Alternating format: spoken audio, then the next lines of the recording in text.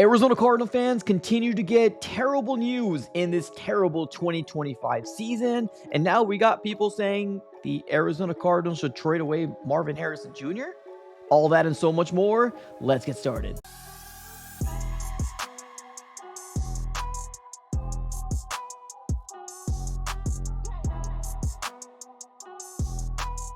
What's going on, everybody? Welcome back into another video. Definitely do me a huge favor, smack up that like button and subscribe for more Arizona Cardinals content. On this channel, we're covering the Arizona Cardinals news, breaking news, conversational pieces, everything surrounding your favorite team. So subscribe it up. It's absolutely for free. We are on the road to 19K as well. Cannot do it without you guys, so I appreciate it. Subscribe it up for free.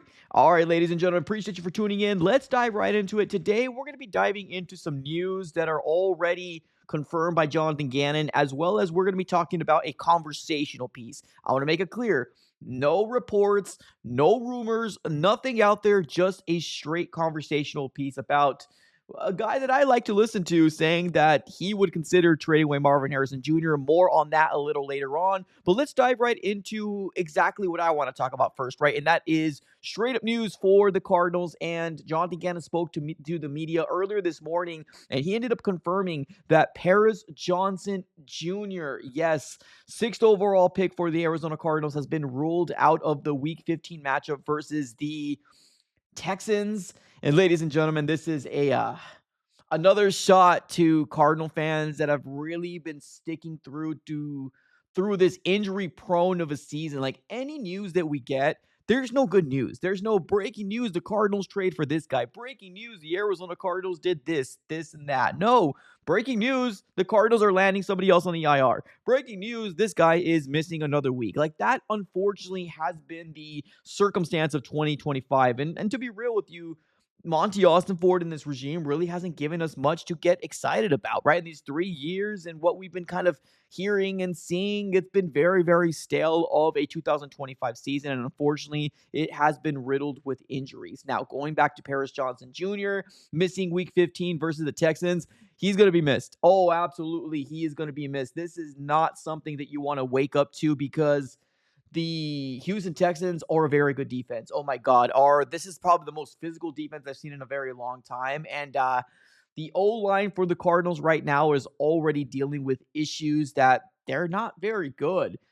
Jacoby Brissett, please, for the love of God, I'm hoping that you can stay healthy throughout this week in this game, because Texans are coming. They're coming. I don't know if we're going to be able to have any garbage time points. Maybe if it's a little too far out of our reach, we could potentially score some garbage time points. But man, this is going to be one of the best defenses the Cardinals are going to be playing. Them as well as the Seattle Seahawks, and we already know how that kind of turned out.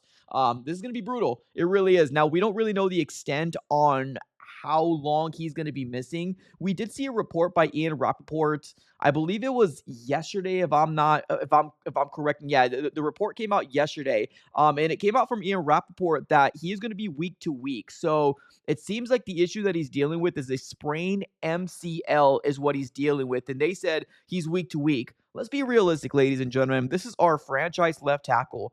Are the Cardinals really going to throw him out there for Texans, which already they confirmed that's not happening, right? A Cincinnati trip, another Rams, and then the Falcons? I don't know. I don't think so. If I'm going to be real with you, if they were smart, they probably would shut him down. But it kind of goes to show that the white flag, the tanking is happening for the Arizona Cardinals, unfortunately, and he will be missed. Absolutely. Now, not just that, ladies and gentlemen, we did also get word that's what's supposed to be our plan at running back for the future. Trey Benson has been already shut down for the 2025 season. Now, this is another thing that kind of irks me about Jonathan Gannon and this regime. They like to give us a little sliver of hope, but it's not even hope that they actually give us something that we want to see. They give us hope to kind of rip it away from us, and for a very long time, that's the hope that we had with Trey Benson. They opened up his 21-day window whenever questions was asked about him.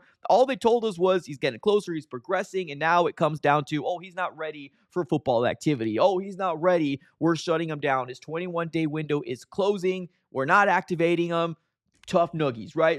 The option or solution from Monty Austin-Ford was Amari DiMercado, Bam Knight, and Michael Carter. That was the solution from Monty Austin-Ford. And honestly, it's kind of getting to the point where I'm just kind of frustrated with this conservative approach from this general manager, Monty Ossenfort. I'm not calling for his job, but I am collecting receipts of all the things that he's done good and the things that he has not done good so far. And let's be real, the run game for the Cardinals has been very, very bad. And that was supposed to be our identity with Drew Petzing. And not seeing Trey Benson this year when we only saw him for one game when he finally got his opportunity to be RB1, got hurt. And guess what? Last year, he was on IR as well. So, like, we really, truly don't know what we have in Trey Benson.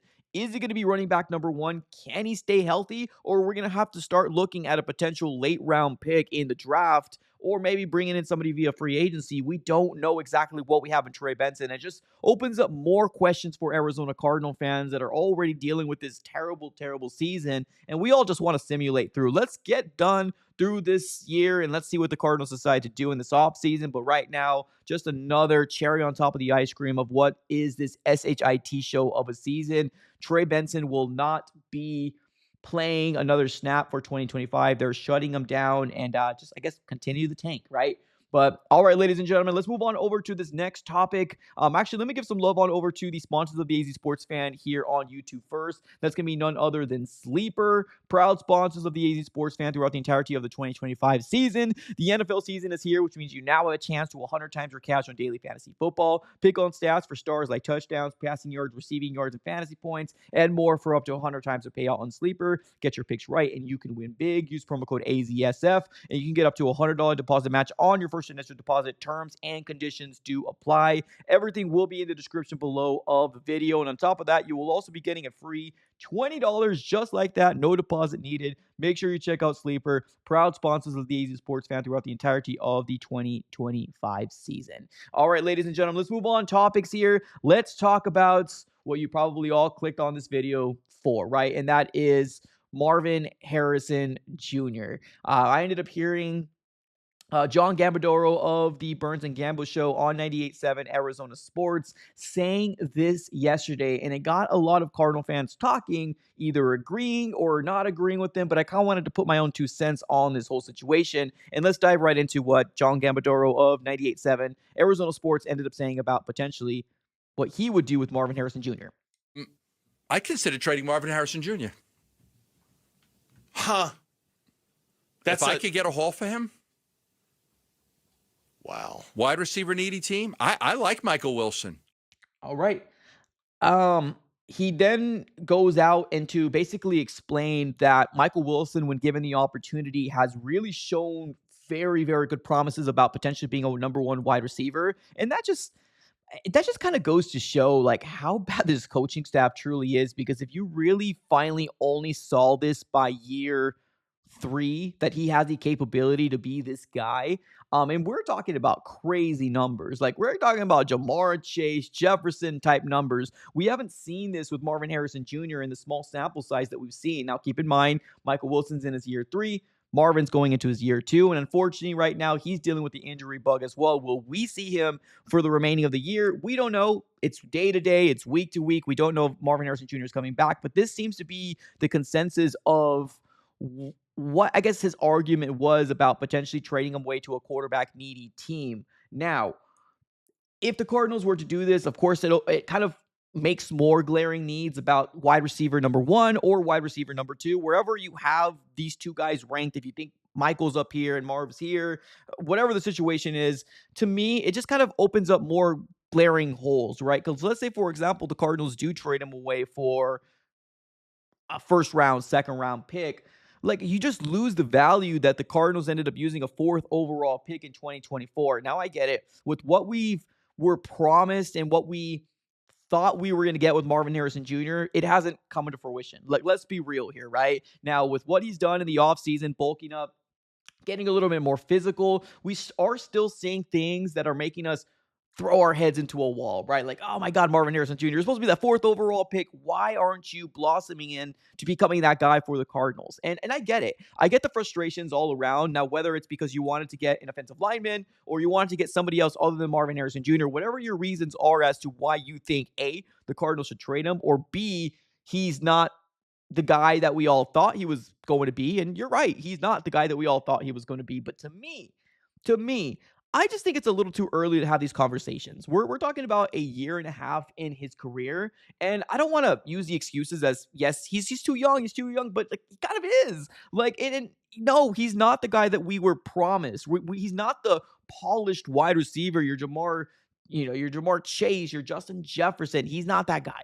He isn't. Let's call it like it is. And I think once we can sit back and actually say that to ourselves, I think we would be in a better situation. Like, let's be real. But I don't know if A, I don't think he's going to be going for a first round pick. I really don't. I think his value has taken a hit. Now, there is going to be some teams that are looking at Marvin and saying, hey, he's not put in a good system. Kyler didn't throw to him. I think all those are very, very valid reasons as to why a team might throw a first round or second round pick to the Cardinals, but we're never going to get the value back of what we drafted him for, right? In the fourth overall. Now, if the Cardinals were to get like a 15th overall or a first round pick, there's some Cardinal fans that potentially are going to say, yeah, I would go for that, right? But to me, I don't think I would even humor or consider the idea of trading him. Not right now. Now, of course, the more you keep him, the less value he gives to you, especially if he continues this trajectory of being a potential borderline number two wide receiver and a guy that's kind of got to give us headaches, right? Because he's dropping balls or not being as physical as we want him to, right?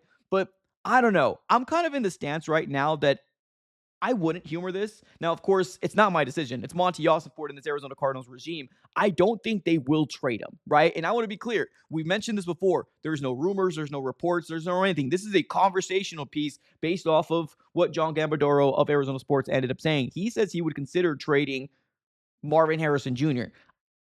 And with all due respect, I'm not there yet. I'm really not. I think Marvin Harrison Jr.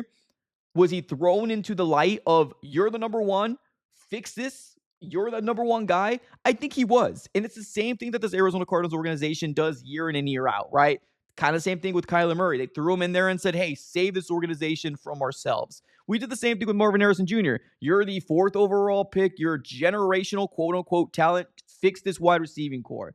And I just don't think he was ready for that role. Now, Michael Wilson, was he the same guy in his rookie year and year two? I mean, no, I don't think he was. Year three, something clicked. Whether it's Jacoby Brissett, whether it's the system, whether it's just the way the games have flowed, garbage time, whatever the situation was, it's a perfect storm. Michael Wilson has proved that when given the opportunity, he can be that guy for you. And I'm right there with you. If the Cardinals want to go into this season saying, okay, well, you're going to be the X wide receiver, you're going to be that guy for us, and then Marvin Harrison Jr. take a back seat, I just think that will actually benefit Marvin to hopefully light a fire under him and potentially fight for not having to be that main guy to catch the ball. So I think it would actually benefit his career if the Cardinals were to take that approach. But also the labels of number one and number two, it almost kind of seems like this coaching staff, which I really don't want them to come back, but it's not my decision. They focus so much on they only focus on what they can do, right? Like I guess this is what I'm trying to say.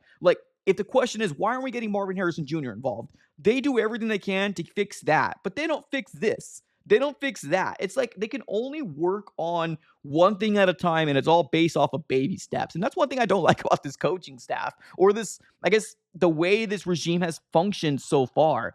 I don't think the Arizona Cardinals should trade Marvin. If they want to have him take a back seat to Michael Wilson to be that number one, I'm game. I'm absolutely 110% game, but we're not going to get the value back. I don't even think we're going to get a first round pick back for him. And then if you do get rid of him, who's to say that the Cardinals are going to be in a prime position to get either a Cardinal Tate or maybe a Jordan Tyson?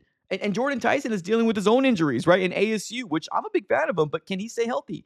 Can Tate be that guy? Could Mekhi Lemon be that guy? We don't know. It's a gamble at the end of the day. So you get rid of him, you open up more holes. Now you don't have a number two wide receiver, right? And Greg Dortch is only on a 1-year deal. With the Cardinals bring him back? We don't know. But it creates more holes kind of for nothing. Make him the number two, label him a number two, and then kind of move off of there, right? You got a first round pick in 2026. Decide what you want to do from there, and then try to build a freaking identity with this Arizona Cardinal team. It was supposed to be the run game, and guess what? We've absolutely mightily regressed from year one, year two, and now we're sitting on year three, and we don't know what the heck we are, right? We might be going through an overhaul, which I know there's a lot of Cardinal fans want that, including myself as well, but let's see what Michael Bidwell decides to do at the end of the day. But for the trading Marvin Harrison Jr. topic, let's shut that down. I'm not giving up on a guy a year and a half in his career or closer to 2 years. I'm excited to see what he can do in another offseason. And hell, maybe Jacoby Brissett starting in the beginning of the year where he is airing the ball out, right? Or maybe bringing in a rookie quarterback that he can actually grow with and actually have that development. Now, I know Kyler tried it. It's just it wasn't working at the end of the day, right? So, ladies and gentlemen, what are your overall thoughts? I know there's going to be people that are disagreeing with me or are going to disagree with me here about this topic about trading Marvin. I've seen conversations, I've seen articles about it as well. Let me know your overall thoughts. Put it in the comments below. Appreciate y'all for tuning in as always. Have a great rest of your day and go Cardinals.